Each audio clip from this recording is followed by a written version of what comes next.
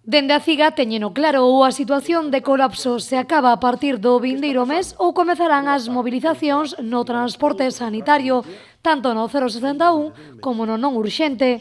Xavier Aboi, o secretario comarcal da CIGA, denunciou esta mañá o bloqueo patroal á negociación do convenio colectivo, que leva 2 anos caducado.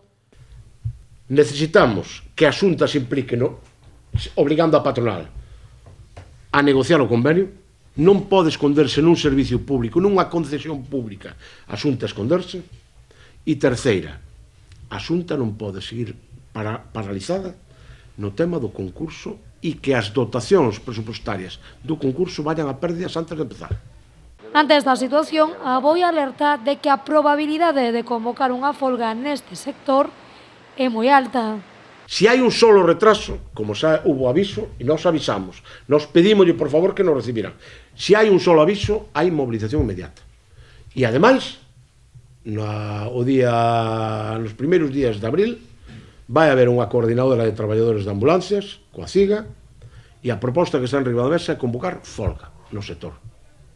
Isto é inaguantable, a nivel social, a nivel económico e a nivel de servicios básicos. É inaguantable en todo o país. Aquí pretenden a Xunta mirar para outro lado e cargarnos a noso mochuelo. Pois non, que rebento o conflito dunha vez. Esa é a realidade do que está pasando. Dende o comité de empresa dixeron que a situación na actualidade é caótica, unha situación que, lembraron, repercute principalmente no paciente. Este servicio está reventado, veuse colapsado polo aumento da carga de traballo. Os técnicos, os compañeiros teñen que prolongar a súa xornada, teñen que vir a traballar en días libres porque non se dá. O aumento dos servicios é tal e o cambio de zona complicounos tanto que non damos abasto a levar a todos os pacientes.